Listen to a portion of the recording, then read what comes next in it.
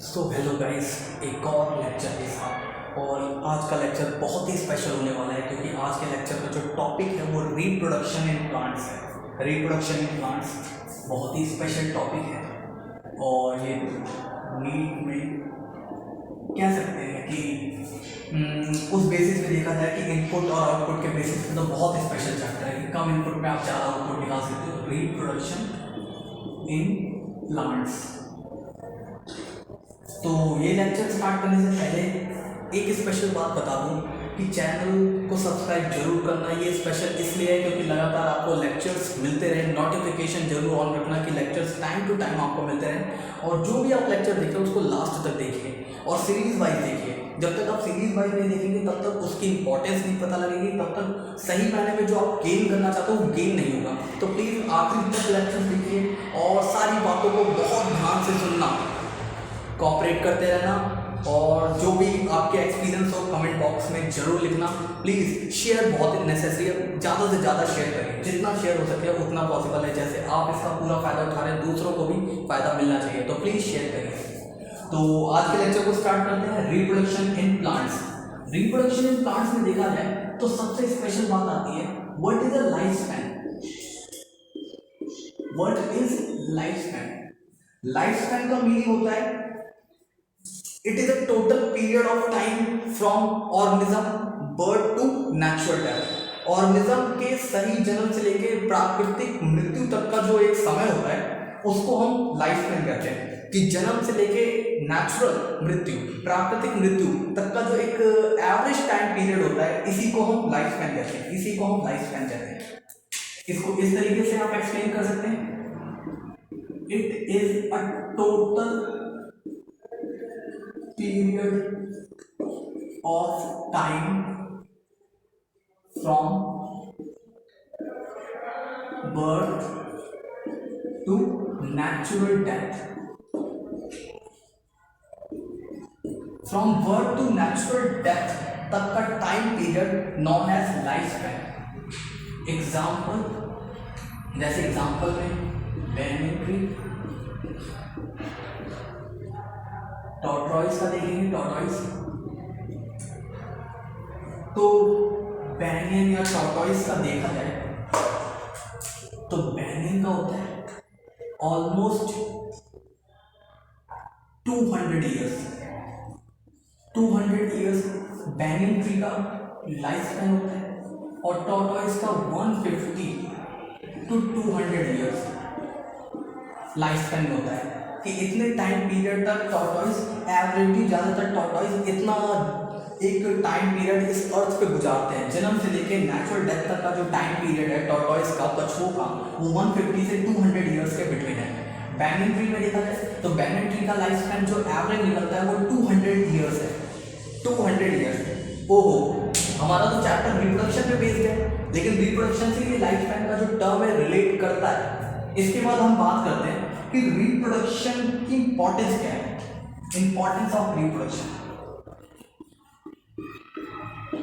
Chapter बन गया पूरा रिप्रोडक्शन पे, इसकी जरूरत भी तो समझनी चाहिए कि इंपॉर्टेंस इन रिप्रोडक्शन कि ये कहाँ काम आएगा, ये अभी तक दुनिया में कैसे इस्तेमाल हो रहा है, इसकी इंपॉर्टेंस क्या है कि हम इसके ऊपर एक पूरा चैप्टर पढ़ रहे हैं। तो इंपॉर्टेंस इन रिप्रोडक्शन देखा जाए तो इंपॉर्टेंस इन रिप्रोडक्शन में पहली इंपॉर्टेंट बात है to maintain continuity of species. इस अर्थ में स्पीशीज की कंटिन्यूटी मेंटेन करने का जो सबसे बड़ा जिम्मेदारी है वो रिप्रोडक्शन पे है। जब तक रिप्रोडक्शन जैसा एक प्रॉपर्टीज ऑर्गेनिज्म के पास है वो अपनी स्पीशीज की एक आइडेंटिटी लगातार मेंटेन रखेगा। जैसे एग्जांपल के फॉर्म में हम लेते लॉयन हम जानते लॉयन, लेकिन हम स्पेसिफिकली कोई एक इंडिविजुअल लॉयन के बारे में नहीं जानते कि लॉयन का नाम रख दिया टॉमी, और टॉमी लॉयन जो है क्या बोलते हैं अर्थ के जन्म से लेके आज तक प्रेजेंट है। हम सिर्फ लॉयन एक स्पीशीज को जानते हैं जो कि लगातार इसलिए दिख रही है क्योंकि रिप्रोडक्शन जैसी प्रॉपर्टीज उनके अंदर प्रेजेंट है। रिप्रोडक्शन जैसी प्रॉपर्टीज खत्म, वही तुरंत क्या बोलते हैं वो एक्सटिंक्ट स्पीशीज हो जाएगी। फिर वो हमें सिर्फ फोटोज में देखने को मिलेंगी, उनके सबूत देखने को मिलेंगे, फिर उन फॉरेंसिक लैब में कहीं ना कहीं कभी उनके बाल देखने को मिल गए, कभी कुछ देखने को मिल गया, जैसे कि डायनासोर्स के साथ होता है। तो रिप्रोडक्शन बहुत ही इंपॉर्टेंट है उनकी लगातार कंटिन्यूटी मेंटेन करने के लिए।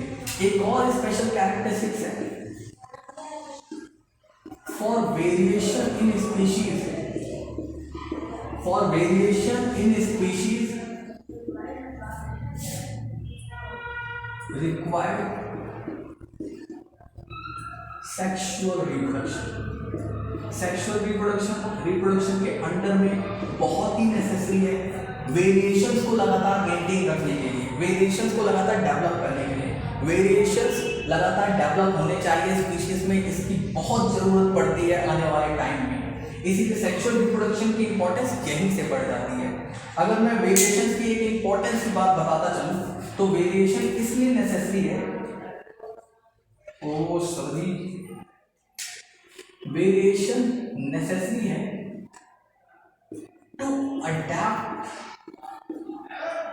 Change of environment.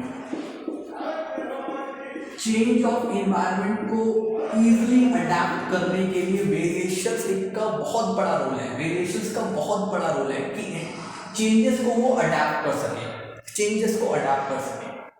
अगर हम बात करें कि ये तो बात हो गई कि रिप्रोडक्शन क्या होता है, लाइफ स्पैन की मीनिंग क्या होती है, इंपॉर्टेंस ऑफ रिप्रोडक्शन क्या है।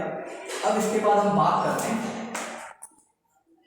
हमारे अर्थ में कितने टाइप के रिप्रोडक्शन जनरली देखने को मिलते हैं। हमारे अर्थ में देखा जाए तो रिप्रोडक्शन के दो टाइप देखने को मिलेंगे।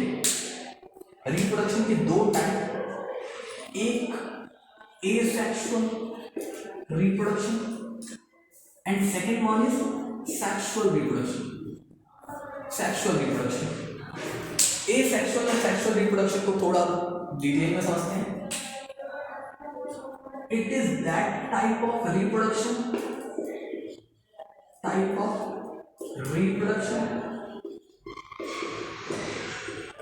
in which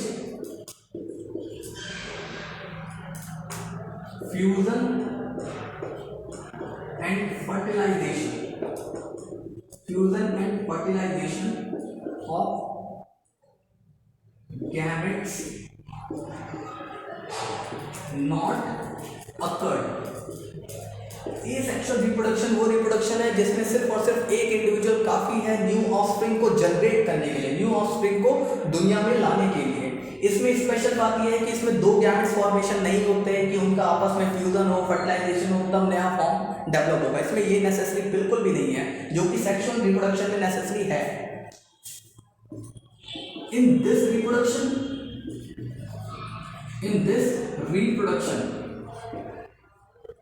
fusion and fertilization of two opposite gametes required। तो इस रिप्रोडक्शन के मेथड में फ्यूजन और फर्टिलाइजेशन दो ऑपोजिट गैमेट्स का रिक्वायर्ड है, जबकि उसमें बिल्कुल भी रिक्वायर्ड नहीं है। इससे रिलेटेड बहुत सारे डिफरेंसेस से रिलेटेड, सिमिलैरिटी से रिलेटेड क्वेश्चंस आ जाते हैं। होप सो आप कॉपी और पेन के साथ लगातार नोट करते रहोगे। प्लीज़, हम बहुत मेहनत से ये पूरा लेक्चर्स रेडी करते हैं, बहुत इंतजाम करना पड़ता है, स्पेशल टाइम निकालना पड़ता है कि कोई डिस्टर्बेंस ना हो, लगातार आपको बेहतर से बेहतर लेक्चर हो। तो प्लीज़ उसके लिए शेयर बनता है, तो शेयर करो प्लीज़, बहुत मेहनत होती है, तो शेयर करिए। इसके बाद हम बात करते हैं एसेक्सुअल और सेक्सुअल रिप्रोडक्शन के डिफरेंस पे।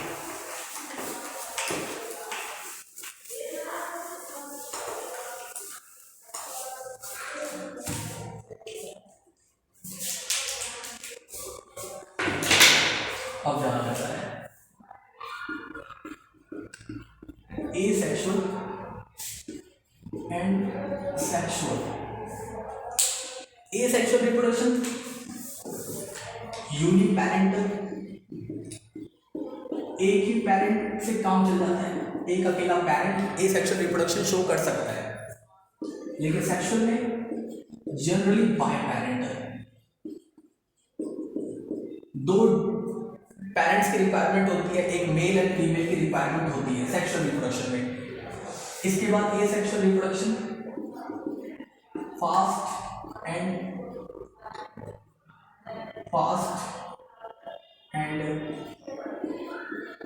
Higher number of offspring formed fast and higher number of offspring formed होते हैं ये सेक्सुअल रिप्रोडक्शन में। सेक्सुअल रिप्रोडक्शन में वेरिएशंस ज़्यादा होती हैं, इसी वजह से ये स्लो एंड कॉम्प्लेक्स है, slow and complex and generated smaller number of offspring compared to asexual reproduction। asexual reproduction के कंपैरिजन में ये स्लो प्रोसेस है, कॉम्प्लेक्स है और स्मॉलर नंबर में ऑफस्प्रिंग जनरेट करता है अगर हम asexual reproduction से कंपेयर करें। इसके अलावा offspring exactly to each other, exactly similar to each other, similar to each other and their parents। अगर देखा जाए ऑफस्प्रिंग एग्जैक्टली एक दूसरे के सिमिलर होते हैं और पेरेंट्स के भी सिमिलर होते हैं, क्योंकि एसेक्सुअल रिप्रोडक्शन में वेरिएशन के बिल्कुल भी चांस नहीं है। लेकिन दूसरी तरफ offspring not exactly similar to each other, not exactly similar to each other and also their parents। और सेक्सुअल रिप्रोडक्शन में ऑफस्प्रिंग एक दूसरे के बिल्कुल भी सिमिलर नहीं होते और पेरेंट्स के भी सिमिलर नहीं होते, बिकॉज यहाँ पे वेरिएशन के चांसेस है, जो वेरिएशन जेनेटिकली भी प्रेजेंट होती है और जब वेरिएशन बहुत ज़्यादा हो तो वो कहीं ना कहीं मॉर्फोलॉजिकल फॉर्म में भी हमें देखने को मिलती है।